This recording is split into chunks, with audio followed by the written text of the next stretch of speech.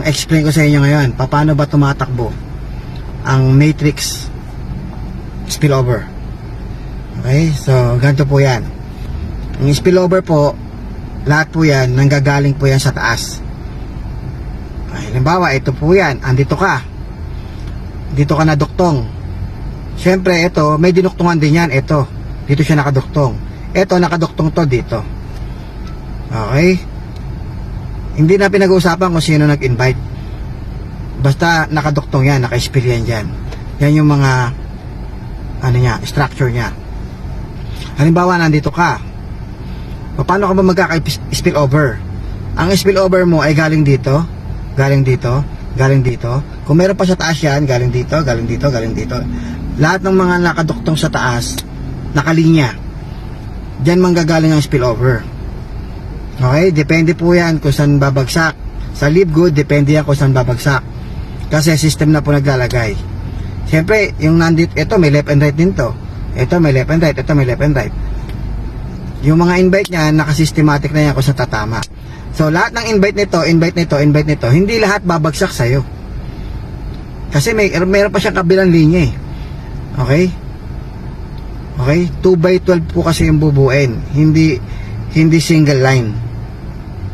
Kasi kung single line, lahat yan bagsak sa'yo talaga. Eh, dalawa po, by 2 po kasi tayo. Yung 2, mababagsak ka ng Tagalawa, 4. Yung 4, mababagsak ka ng Tagalawa, 8. So, ganun siya pababa. Hanggang level 12 po yun. Kung wala kang invite, hanggang level 12 ka lang. Kung meron kang dalawang invite, bronze ka na, hanggang level 13 ka. Okay, by 2 po yun. Okay, so ngayon, ang spillover mo galing lamang dito, dito, dito. O dahil nga hindi naman to single line, hindi mo alam kung lahat yan babagsak sa'yo. Nakuha nyo? Isa pang explain ko sa inyo. Paano kung hindi nag-i-invite to?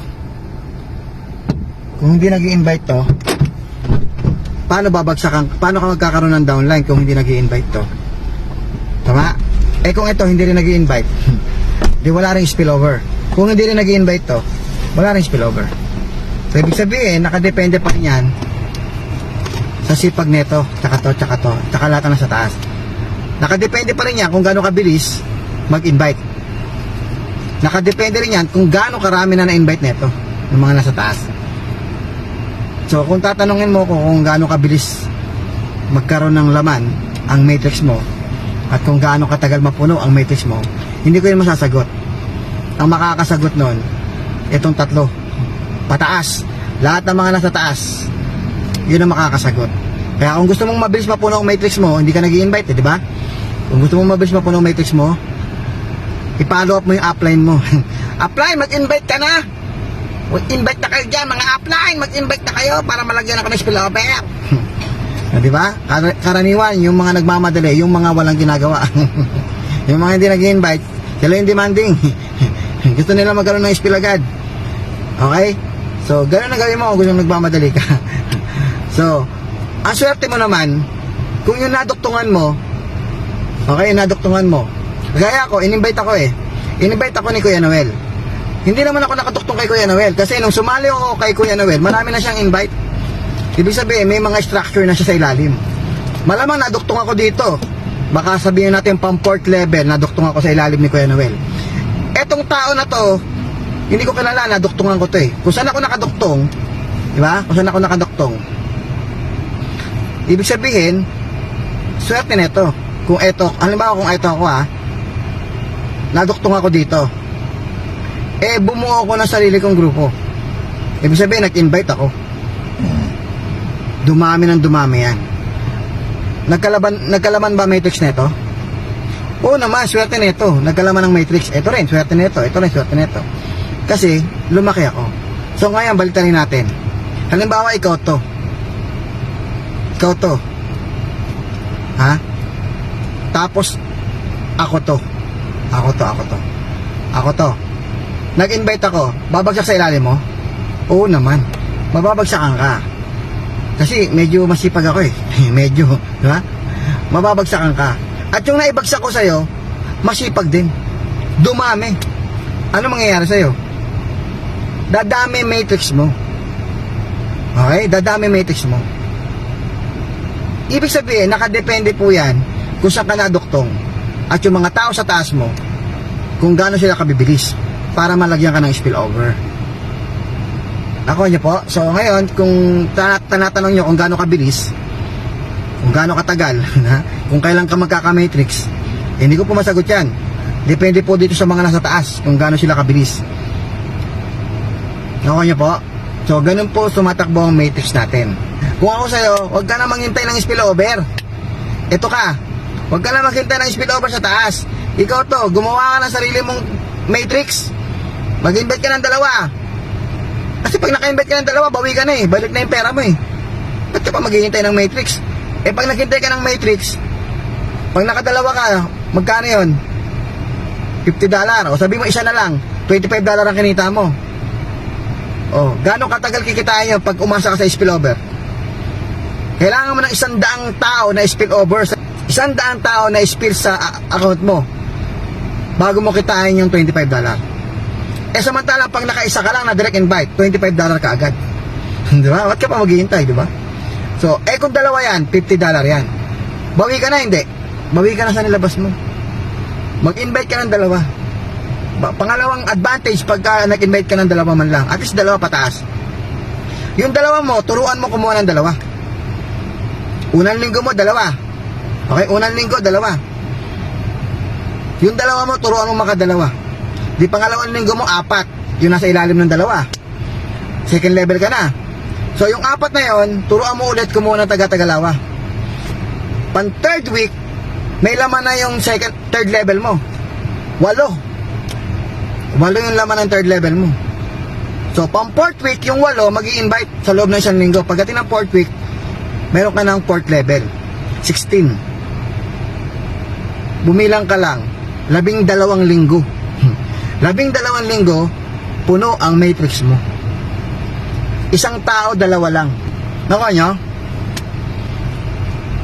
Ibig sabihin, nakadepende pa rin yan sa duplication para magkaroon ng multiplication. Kasi kung isa lang ang gagawa, mahirapan. Ako nga, 65, sarili ko lang, hirap na ako makadirect invite ng 65 eh.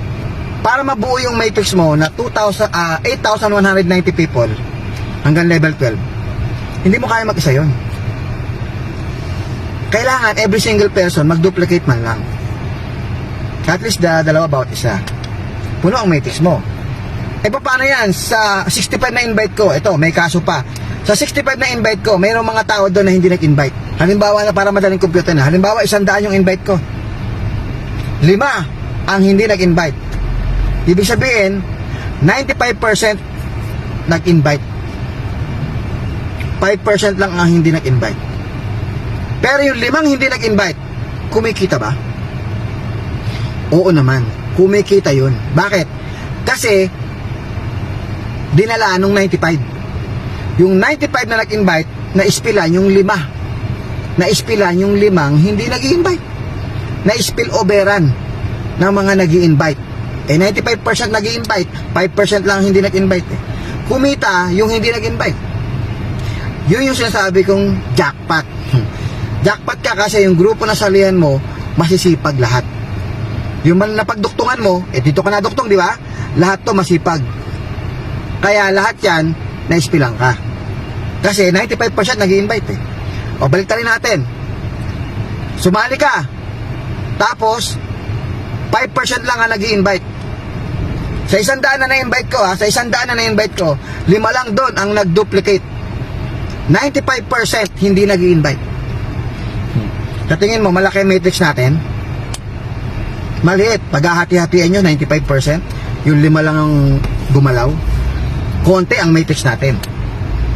Okay, so doon nakasalalay ang laki ng matrix ng bawat isa.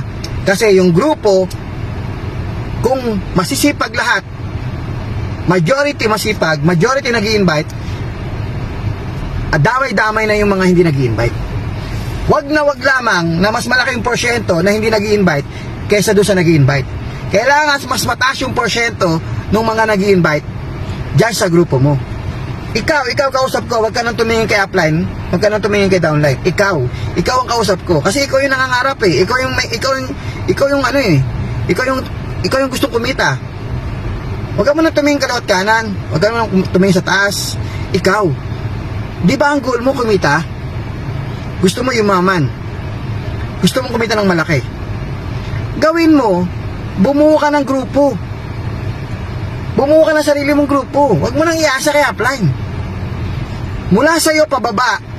Kung mabagal ang spillover, kung mababagal lahat na nasa taas, gumawa ka. Ikaw ang gumawa ng sarili mong grupo. Ano ba naman mahirap sa dalawa? Walang mahirap sa dalawa.